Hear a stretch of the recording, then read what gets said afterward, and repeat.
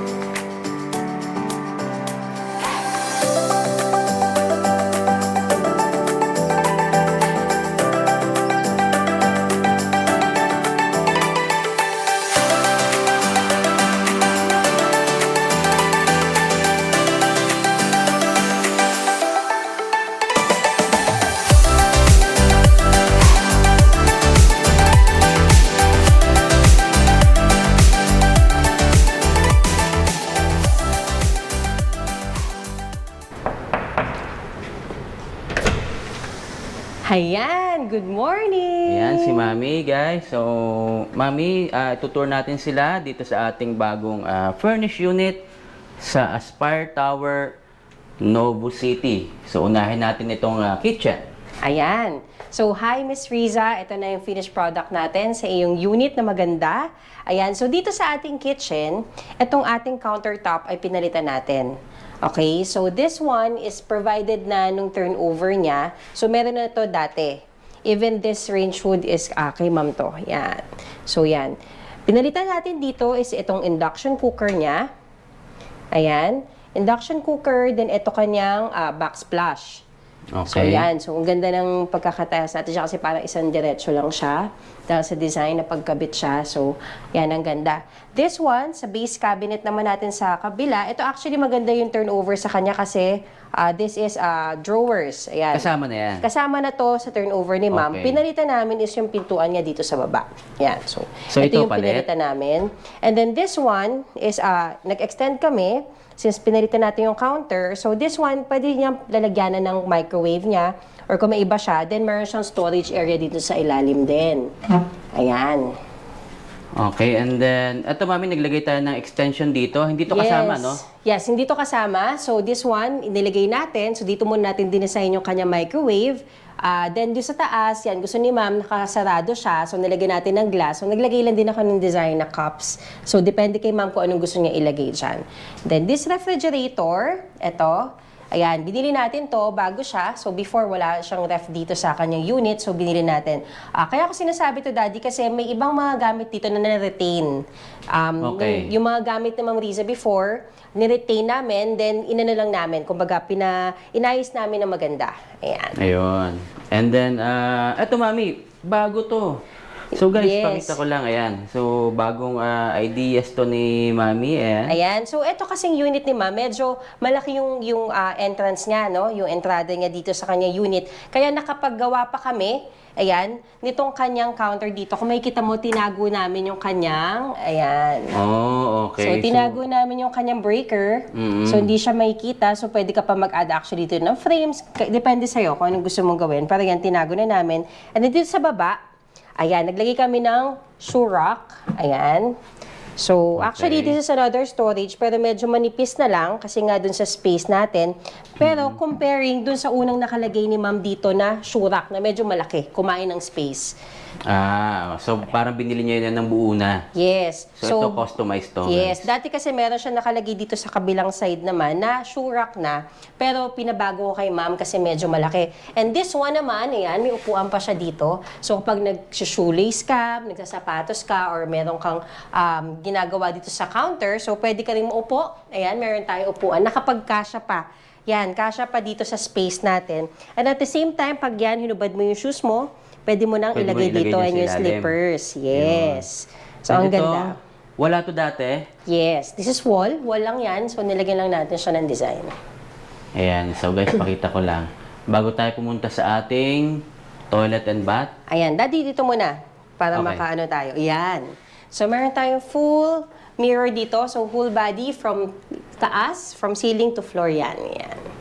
so ayan guys. Yan. So, Dito nakalagay buo to. dati. Yes, dito nakalagay dati yung kanyang shoe rack. So, pinaalis ko yon and yan, pinalitan natin siya. Mas maganda yung space. Yun. So, then punta tayo sa ating toilet and bath. Ayan. So, medyo malaki tong toilet and bath ni ma'am, no? So, kung before makikita mo, binago natin itong kanyang counter. So, yan, pinalaki Okay. natin yung counter niya, pinalitan natin yung sink, and then nagkaroon tayo dito ng mirror cabinet. Yan. Ayan. So, meron na siyang taguan. Before wala to. Before, wala siya. Okay. Yes. So, wala ito dati. Then, dito, daddy, kung makikita mo yan, kasi nga, malaki yung kanyang space. Ito yung space niya for the washing machine. machine. Ayan, naglagay pa tayo dito ng shelves. Pwede pa siya maglagay dito ng kanyang mga bathroom accessories. Ayan. So, yan, naglagay lang ako ng design. Inopen ko lang. So, ayan. So, dito naman, sa kabilang side, ayan, so dito may towel rack tayo, bidet. And ito ang ganda, kahit shower curtain lang siya, ang ganda, elegant yung dating niya. Then naglagay tayo ng kanyang water heater. Then ito, daddy, pinalitan ko na to. This is brand new. So iba yung nakakabit dyan dati. So naglagay ako ng rain shower. Kasi dati parang ito lang, yung telephone shower lang yung nakalagay dyan. So ayan, bago na siya, may rain shower na siya. Plus, ito, kung makikita mo, meron ako ditong retractable na sampayan. So, hindi ko naabot, pero yan, aalis yan. Yan, para at least kung may nag-swimming or gusto nila maghang ng clothes, ayan, pwede. Ayan. So guys, ito hindi na natin pinapalitan ni ma'am ng glass enclosure. So pwede rin naman curtain. Ayan. So, this is the dining area. Ayan. So, yung dining area natin, ito, daddy, dati pa to nandito, yung kanyang table. So, niretain natin yung kanyang okay. dining table, and yan, inayusan lang natin. Kunyari, may kakain, yan. Then, this one, nag-add ako ng frame. So, this one, lahat ito is painted wall. So, binago natin, nirepaint natin para magmukhang brand new talaga yung kanyang unit. Ni-repaint yung buong unit. Yes, yung buong unit Okay. natin. Ayan. So kaya pala parang bagong-bago talaga. Yes. No? And Ayan. then dito naman sa ating ayan, yung TV area natin. Yan, so makikita mo, daddy, we have a grand 55 inches TV. Ayan, so this is smart TV. Then itong kanyang counter, yan, kinostomize natin ito. And plus, ito, pinagawa ni ma'am. Supposed to be this is Ottoman side, pero binago namin. Ginawa namin tong storage. Ayan. So may Laki, mga Dyson si ma'am, may mga vacuum siya, na pwedeng kasya ilagay dito sa counter na to. Ayan. laki. So, yan, di ba? Bagong ano natin yan. Ang bagong daming design mailalagay natin si ma'am yan. dito. Yes, then this one naman, ayan, may mga storage pa siya. Ayan, so maluwag din yan. Wow, nice. So siguro kasya dito yung maliit na luggage, yung pang ano. Kasya dyan dito, yung maliit na Yes. luggage. So yan mga storage area niya. Yung mga hand carry nyo, ayan, pwede po Yes, dito. pwede. So ito, gusto ko to. Ganda. Ganda yung naisip din ni ma'am dyan. So dito naman, daddy, sa ating walls, ayan, meron tayo ditong laminated wall na meron parang mga lines. So design lang to, simple lang, pero ang ganda at elegante yan tignan. Kung mapapansin mo, daddy, up to the ceiling yan, medyo mataas ang ceiling dito. Oo. So talagang itinaas natin para magmukha siya talagang en grande. Yan. Tapos ito, mami, naglagay ka dito ng... Yes, before Yan. this is a studio unit. So kung mapapansin nyo, naglagay tayo ng mga division. Wala And to dati, itong partition na to. Wala itong partition na to. So yan yung ikinaganda rin ito kasi yan bumagay kung ano yung mga designs natin. So naisip din to ni ma'am kasi before ang design natin is yung cabinet diretso na siya. Pero maganda na nilagyan natin ito. Yan. Yan guys, pakita ko. Yan, so mula divider sa yan. ceiling, ayan, ito yung pinaka-divider natin. So before po, wala yan. Then nilagay lang natin. Ayan, hanggang dyan sa ilalim. Tapos dito naman sa ating sofa bed area. Yan. So kung makikita mo, Daddy, napakaganda ng orange na sofa na pinili rin ni Ma'am Riza. Yan, Ma'am. So hindi kayo nagkamali. Ang ganda-ganda talagang nag-break sa ating design. So this one is a sofa bed. So ito yung kagaya rin na in-order natin na sofa bed palagi. Malaki yung space niya. Customized sofa bed. So mabigat. And durable talaga. Matibay talaga to, guys. Tapos meron ka ditong yes, meron ka dyang storage. Storage ka pa dito. Ayan, dalawa. So marami kayong may lalagay rito, ma'am. Pagdating nyo galing Hawaii. So, yan. Marami kayong pwedeng ginagawa. Ayan. So this one, Daddy, iurong mo lang. Urong natin ito, guys. Usod natin to. Ayan. And then, pull dito. Pag nag-click na yan. Ayan. Ayan. So, magiging double bed na siya. So, kung makikita mo, pakita mo, Daddy, yung space natin. Hindi naman naapektuhan yung space kasi maganda, spacious, and yan, saktong-sakto itong 3-seater. Actually, 3 to 4-seater to, kung mga payat yung uupo. Yan, na sofa bed. Customized sofa bed. Yan. Ayan. Click ulit. So, balik na lang natin dito. Ayun. Yan. Tapos dito, Mami, ang ganda nung naging combination ng ito. Ayan, so naglagay ako ng frame. So pumili lang ako ng design na magko-complement sa ating sofa and sa theme ng ating unit. So yan, ang ganda, nag-blend naman siya. Ayan, so dito naman sa part na to, yung back ng CR, ito ng bathroom natin, naglagay ako ng cornice wall. So ito yung mga moldings natin, then ng wall clock. Yan. Ayun. Ayan, pakita lang natin dito hanggang ilalim.